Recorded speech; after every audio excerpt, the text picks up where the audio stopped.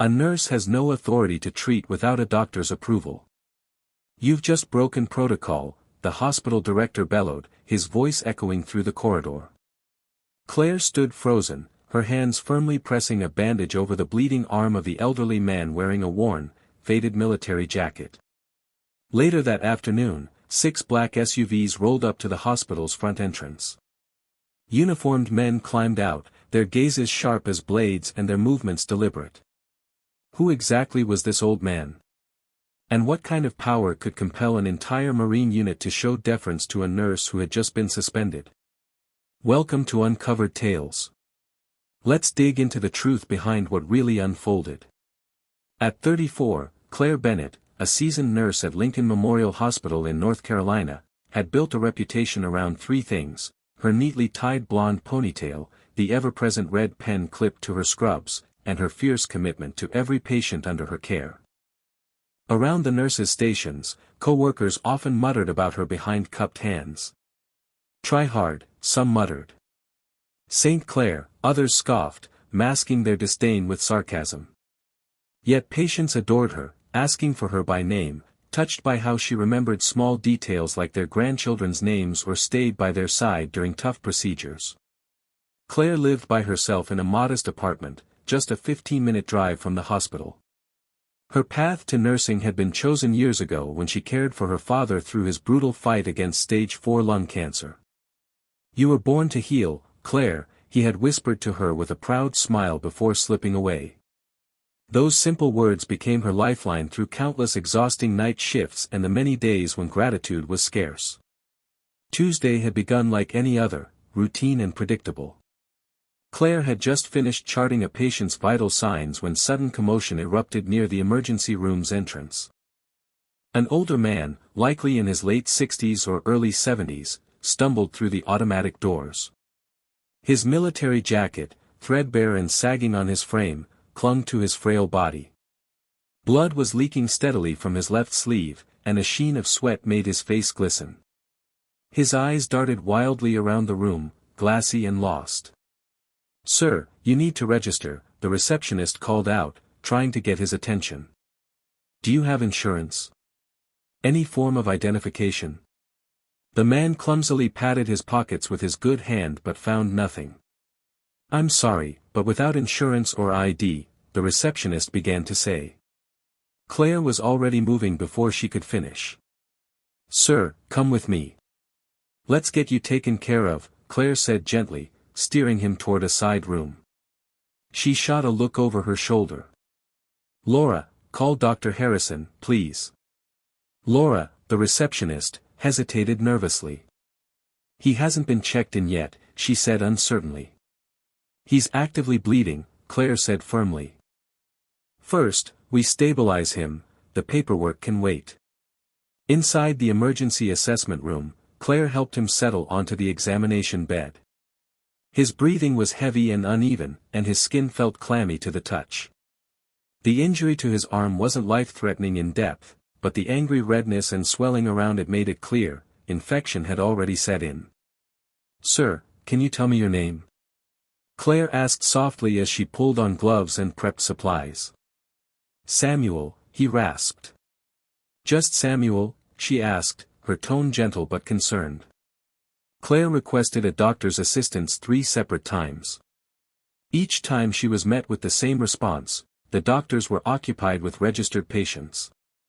Dr. Morgan even strolled past the doorway, giving a quick glance inside, and kept walking without a word.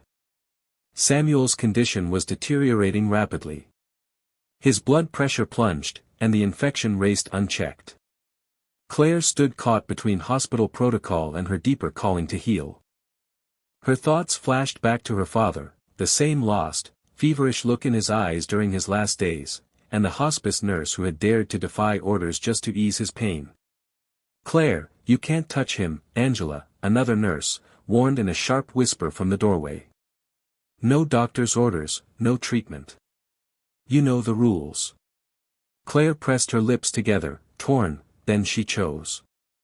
Her hands moved with steady purpose, cleaning the wound, administering antibiotics, and inserting N4 with the certainty born of 15 years on the front lines of emergency care. From the hallway, someone, likely Angela, snapped photos with a phone. A doctor looked in disapprovingly, shook his head, and kept walking. After a tense few minutes, Samuel's breathing steadied, and some clarity returned to his gaze. "I just need a few hours," he whispered hoarsely. "Then I'll be on my way." "Thank you." Claire offered him a reassuring smile. "You're not going anywhere for now. You're safe here." At that very moment, Victoria Shaw, the hospital's senior administrator, stormed into the room. Her eyes widened in horror at the sight of the unauthorized drip running into Samuel's arm. "What exactly do you think you're doing?" she snapped, her voice climbing with every word. "A nurse cannot administer treatment without explicit authorization. You've breached protocol." Claire didn't flinch, her hand still firm and steady over Samuel's freshly bandaged arm. "This patient needed urgent medical care," she replied calmly, her voice unwavering. "That wasn't your call to make." Victoria's face flushed with anger. "Security footage has already captured everything. My office. Now." As Claire was being led away, Samuel unexpectedly clutched her wrist with surprising strength. "Remember," he whispered urgently.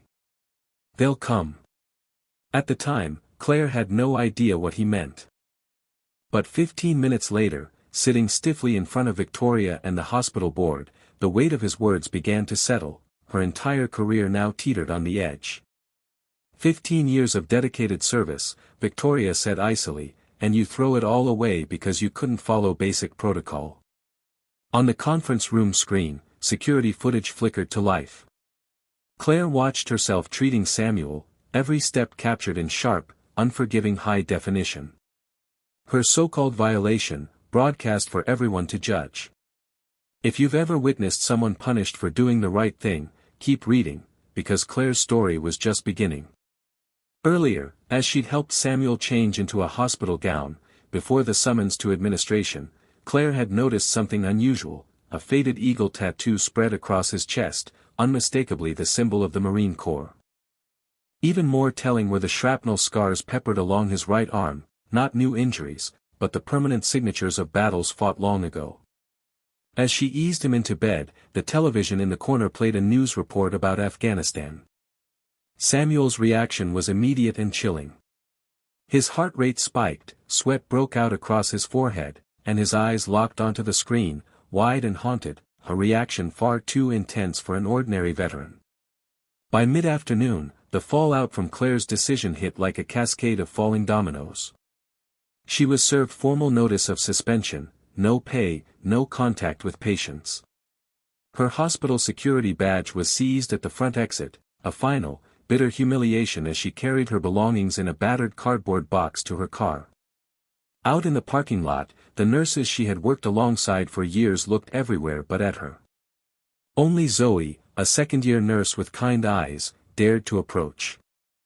"What you did was brave," Zoe said in a hushed voice. "Or incredibly stupid," Claire answered with a weary smile. "Depends on who you ask."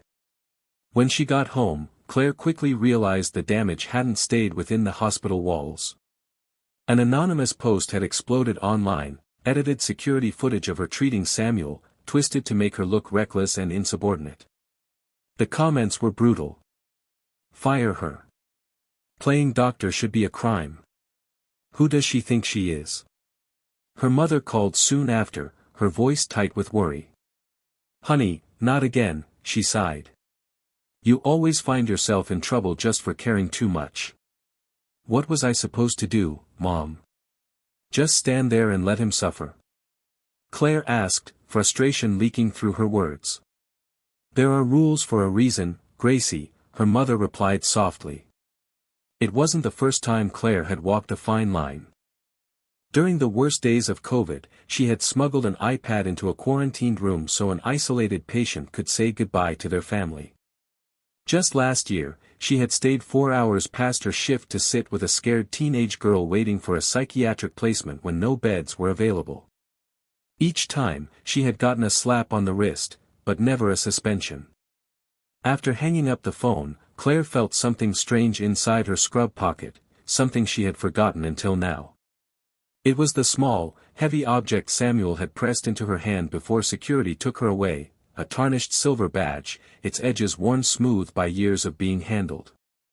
"If anything happens, keep this," he had whispered. "They'll know." "Who will know?" she had asked him, but Samuel only offered a faint, knowing smile before closing his eyes. Now, sitting under the harsh kitchen light, Claire turned the badge over carefully. On the back, there was a simple inscription. Holloway, Class 1968. No military branch. No ID numbers. Nothing else to trace. Intrigued, Claire fired up her laptop and began searching, Holloway and Military 1968. The results were slim, but one entry grabbed her attention. A Colonel James Holloway had been reported missing in 2005 during a classified operation in the Middle East, presumed dead after 2 years of no contact. The grainy photograph showed a younger, sharper face, but it was undeniably Samuel. "This can't be," Claire breathed. The timeline didn't make sense. If it truly was him, Samuel would have already been in his 70s at the time of his disappearance, long past the typical age for active duty. As Claire dug deeper, her computer screen suddenly froze. When it rebooted, her entire search history had vanished. Moments later, her phone buzzed with a text from an unknown number. "Do you know who you saved today?" Claire shot up from her chair, heart racing, and moved quickly to her window. Down the street, precisely 100 meters away, a black SUV idled, its engine humming quietly. As she stared, the vehicle pulled away smoothly and disappeared into the night. That night, sleep eluded her. The small badge sat heavy on her nightstand, radiating a presence far bigger than its size, as if it guarded secrets too large for one person to carry. Morning arrived with yet another blow, a formal letter, delivered straight to her inbox, requesting her appearance at a disciplinary hearing. Her troubles only deepened when her bank reached out, informing her that her account had been temporarily frozen due to suspicious activity. The cause? Claire had used her personal credit card to buy critical medical supplies for Samuel after the hospital inventory system had locked her out. Meanwhile, social media turned even more vicious. Someone had doxed her, leaking her home address and phone number to the internet mob. Locally, the phrase, "the nurse who thinks she's above the law," was now trending, fueling the outrage even further. Though former patients bravely spoke up in her defense, their voices were quickly drowned beneath a tidal wave of online anger and misinformation. By midday, Claire found herself seriously considering walking away from medicine altogether. 15 years of sacrifice, dedication, and compassion, and for what? To be torn apart for doing what she believed was right? She sat at her kitchen table, gathering up her nursing certifications and updating her resume, her heart growing heavier with each line she typed. She was planning a quiet exit from the world of healthcare when her doorbell rang. Standing on her porch was a man unlike any she had ever seen outside of a military base, impeccable dark suit, clean cut, face unreadable, exuding the unmistakable bearing of someone used to command. Parked just behind him at the curb was yet another black SUV. "MS. Bennett," he said, not a question, but a statement of certainty. Claire instinctively slipped her hand into her pocket, her fingers brushing the edges of Samuel's badge. "Who's asking?" she said carefully. "Your presence is requested," he replied. "By whom?" Claire pressed, her grip tightening on the badge. "By people who fully understand what happened yesterday." Without further explanation, he handed her a sealed envelope. "Your country needs you to come with us. Now." Inside the envelope was a single, weathered photograph, Samuel, much younger, standing beside a military helicopter. Scrawled across the back. Holloway 1968, Operation Kingfisher. Claire's breath caught in her throat. "Is he alive?" she asked quietly. "Ma'am," the man said with a nod, "if you'll come with us, all your questions will be answered." As the SUV wove through unfamiliar streets, Claire sat back in her seat, a realization settling deep inside her. The decision she made yesterday wasn't just about defying hospital policy, it had intersected with something far bigger, far more secretive than she could have ever imagined. She hadn't just treated an ordinary patient. She had saved someone whose very existence appeared to be buried under layers of classified operations. The vehicle eventually pulled up to a small airfield. Waiting on the tarmac was a sleek, private jet. As Claire boarded the plane, one question echoed in her mind. What kind of man commanded this level of secrecy and protection? And why, of all the hospitals in North Carolina, had he chosen hers? Have you ever wondered what happens when a simple act of kindness smashes into a world of extraordinary secrets? Stay with us, because what happened next would change everything.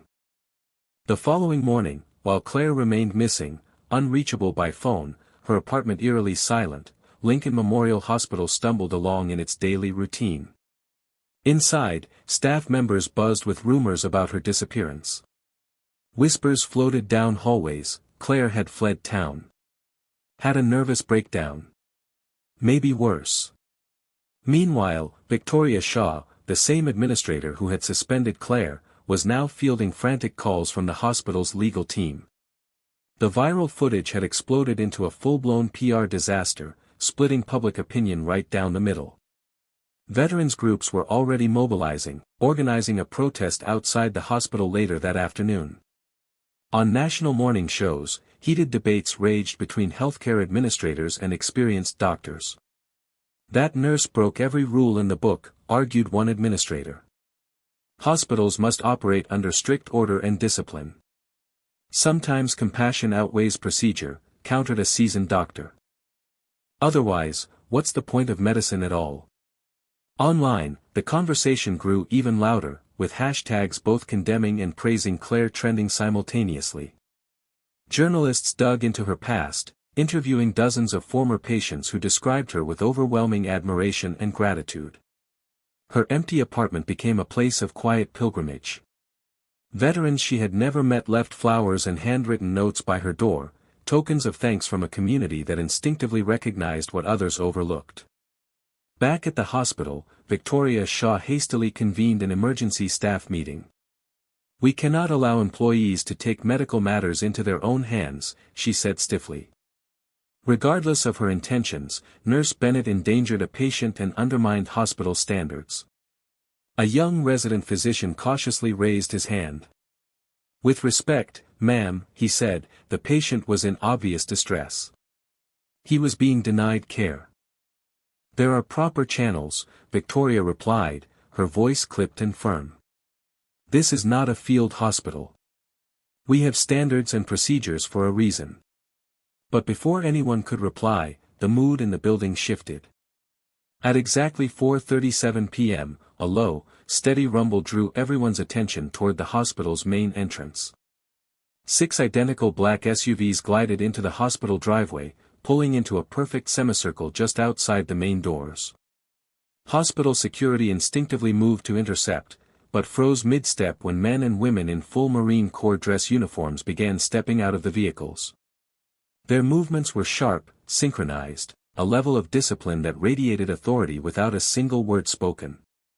Inside the hospital, patients and visitors pressed up against the windows, craning their necks for a better view. Staff members abandoned their rounds, clipboards and patient charts dangling forgotten from their hands. What on earth is happening? Whispered a nurse from the second-floor station, her voice barely audible. Those are Marines, an orderly murmured back, awe clear in his tone. Full dress. No mistaking it. Leading the group was a distinguished officer carrying a dark leather portfolio under his arm. As he strode through the automatic doors, the bustling reception desk fell into an almost eerie silence. I need to speak with Victoria Shaw and the hospital board immediately, he said, his voice even and commanding. The receptionist, trying to regain her composure, stammered, Sir, do you have an appointment? The officer's gaze didn't waver. No, ma'am. But trust me, they'll want to hear what I have to say. He placed a government-issued ID on the counter. It read, Major David Grant, United States Marine Corps, Special Intelligence Division. It concerns Nurse Claire Bennett. The sound of Claire's name rippled through the lobby like a jolt of electricity. Phones appeared instantly. Staff and visitors alike began recording, and within half an hour, news vans crammed into the parking lot, reporters jostling each other for a good position.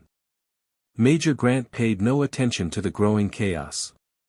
He simply stood at parade rest, patient and immovable, his posture and steely gaze making it clear he was a man who expected, and got, immediate compliance. Moments later, Victoria Shaw emerged from the elevator, flanked by 2 board members and the hospital's legal counsel. For the first time, her polished, confident exterior showed cracks. "Major Grant," she said, forcing a tight smile as she extended her hand. "This is highly irregular." "Ms. Shaw," Major Grant interrupted smoothly, not even glancing at her outstretched hand.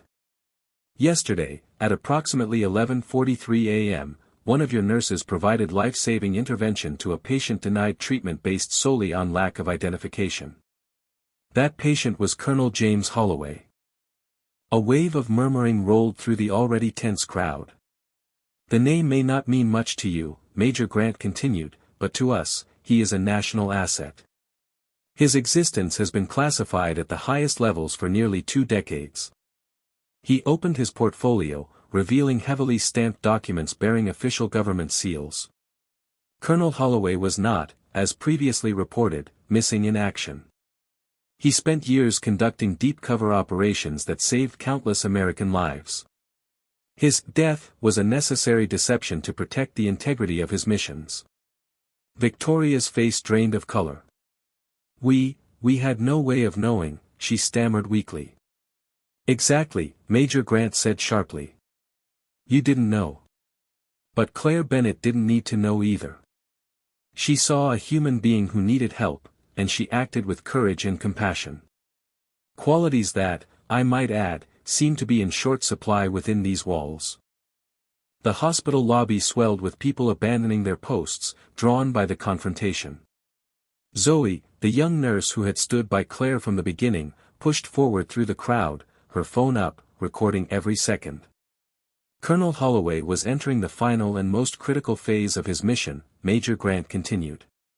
He was returning with intelligence that could protect thousands of deployed troops across 3 conflict zones. Had he died from that untreated infection, 2 decades of work, and countless lives, would have been lost. Major Grant's voice grew even harder, his eyes narrowing slightly. Because of injuries sustained in the field, Colonel Holloway was unable to properly identify himself. The sepsis already affecting his mind made it impossible. And yet, based purely on administrative red tape, your institution denied him care. He turned then, addressing the cameras now rolling openly across the lobby. "Nurse Bennett didn't just help a patient. She unknowingly preserved critical national security interests, ones I am not at liberty to fully disclose at this time." He reached into his portfolio again, pulling out a formal document. "This is a summons," he said clearly, holding it out for Victoria to take. "Your hospital is required to issue a formal public apology to Nurse Claire Bennett, to reinstate her with full back pay and benefits, and to rescind all disciplinary actions immediately." Victoria accepted the paperwork with hands that visibly trembled. "Of course, if this involves national security," she began, attempting to salvage dignity. Major Grant cut her off cleanly. "It's a matter of basic humanity," he corrected coolly. "National security concerns simply emphasize the gravity of your institution's failure." Just then, another wave of movement rippled through the crowd. All eyes swung toward the main entrance once more. Claire entered, flanked on either side by 2 Marines. She looked exhausted, shadows under her eyes and the weight of everything she'd endured etched into her face, but she carried herself with the same steady grace. Her blonde hair was pulled back neatly into her usual ponytail, as if defying anyone to treat her differently. Walking just behind her, Samuel, or rather, Colonel Holloway, now wore simple civilian clothes, his injured arm properly bandaged. The hospital staff instinctively parted to make way for them, the scene almost biblical in its quiet awe. Colleagues who had turned their backs on Claire only days before now stared at her, wide-eyed and speechless. Angela, the nurse who had once secretly photographed Claire, breaking protocol, slipped quietly to the back of the crowd, avoiding eye contact. "Claire," Victoria began awkwardly, forcing a smile, "it seems there's been a bit of a misunderstanding." "Ms. Shaw," Major Grant cut her off crisply, "the United States government requires more than vague excuses. What's needed now is a formal public apology. Immediately." Under the heavy, unblinking stares of the Marines, and the relentless gaze of the news cameras, Victoria's polished facade began to crumble. Facing Claire, she cleared her throat and said, "Nurse Bennett, on behalf of Lincoln Memorial Hospital, I offer my sincere apology for the unjust treatment you received. Your actions reflect the very highest ideals of healthcare. We were wrong to suspend you, and we respectfully ask you to return to your position." Claire's face remained calm and unreadable. "I'll need some time to think about it," she replied evenly. Colonel Holloway stepped forward, still showing signs of physical weakness, but standing tall with the unmistakable posture of a lifetime of service. "This woman didn't just save my life," he said, his voice steady. "She safeguarded information that will protect the lives of hundreds more. While this hospital turned me away over paperwork, she saw a human being who needed help. Isn't that what medicine is supposed to be about?" His quiet authority wrapped around the room, pulling everyone into complete silence. "I spent 20 years living deep undercover," Holloway said. "I've seen the worst humanity has to offer, and the very best. Yesterday, Nurse Claire Bennett showed me the best." 1 week later, Claire found herself in a place she never dreamed of setting foot, the Pentagon. In a private ceremony, surrounded by high-ranking military officials, Claire was presented with a Civilian Service Medal, along with a personal letter of gratitude from the Secretary of Defense himself. "The intelligence Colonel Holloway recovered," an official explained solemnly, "will fundamentally reshape our counterterrorism efforts across North Africa. If he had died from that infection, all of that would have been lost." After the ceremony, Holloway, dressed in a simple gray suit now instead of military regalia, made his way over to her. 20 years ago, he told her quietly, "I volunteered for a mission that required me to disappear from the world. My wife lived the rest of her life thinking I was dead. My children grew up without a father." He pulled out a worn photograph, showing 3 grown children, each with families of their own. "I'm meeting my grandchildren for the first time next week," he said, emotion thickening his voice. "And it's because of you." Claire shook her head gently. "I just did what any nurse would do," she said humbly. "No," Holloway said firmly. "Most people follow the rules. You followed your conscience. And that's a much rarer thing than you realize." Awkwardly, mindful of his still healing arm, he pulled her into a grateful embrace. "Thank you for giving me the chance to finish my mission, and to finally be able to tell the truth." Claire's answer was simple and honest. "I just did what was right, sir." When Claire returned to Lincoln Memorial Hospital, it was not the same place she had left in disgrace. The story had swept across the nation, nurse suspended for saving veteran revealed as key to classified operation. The hospital board, under public pressure, appointed her as head of emergency nursing for the night shift. Those who once whispered behind her back now sought her out for advice. But the most profound shift wasn't how others saw Claire, it was how Claire now saw herself. For years, she had quietly wondered if her father's words about her healing hands had been just a dying man's comfort to his daughter. Now, she understood, healing wasn't only about IVs and wound care. It was about courage, the courage to do what was right even when it meant standing alone. Have you ever witnessed someone being vindicated in a way no one could have imagined? Type courage if you believe doing the right thing will always find its way to the light, even if the journey is longer than we expect. Claire came back to Lincoln Memorial Hospital not as the nurse who had been escorted out in disgrace, but as a leader others willingly looked up to. With her new role, she earned respect, not through rank, but through integrity. The red pen clipped to her pocket, once a small personal habit, now became something of a quiet symbol among new nurses. Be like Claire. Follow the patient, not just the protocol. Each afternoon before her shifts, Claire would sit at a corner cafe, sipping coffee, reading medical journals, or sometimes writing handwritten letters to Colonel Holloway.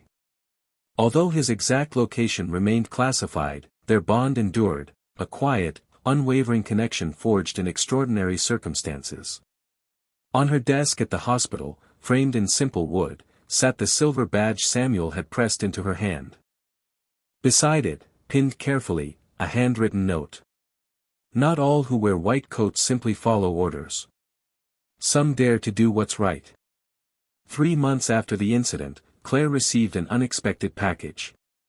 Inside was a handwritten essay, penned by a 12-year-old boy, Colonel Holloway's grandson. The essay, titled "The Nurse Who Made My Grandfather Cry," had just won the state's Youth Literature Prize. The boy described the powerful moment he had watched his mother reunite with the father she thought long dead, and how his stoic grandfather, hardened by decades of secret missions, wept openly when he spoke of the nurse who had saved him. "My grandfather says heroes don't always wear uniforms," the boy wrote. "Sometimes they wear scrubs and carry red pens and do the right thing even when it's hard." The framed essay now hung proudly in the main hallway of the emergency department, a daily reminder to the staff that small acts of courage could ripple far beyond hospital walls. In her final national media interview, Claire was asked what advice she would give to other healthcare workers facing tough choices. She looked into the camera and spoke from the heart. "I didn't do anything extraordinary. I just chose not to look away when someone was drowning. That's all any of us can do, refuse to look away when we have the power to help." The classified files connected to Colonel Holloway's work continued to uncover intelligence that saved countless lives overseas. New threats were neutralized. Futures were safeguarded. And it all traced back to a single nurse who had chosen compassion over protocol. The final words of the news segment read, "Kindness needs no recognition, but it is always remembered. Even one small act of kindness can change a bad day, a life, and sometimes the entire world. Share an act of kindness you've never forgotten. Subscribe to Uncovered Tales, where kindness spreads every day. And remember, liking a video isn't just a click, it's a tribute to the real heroes among us."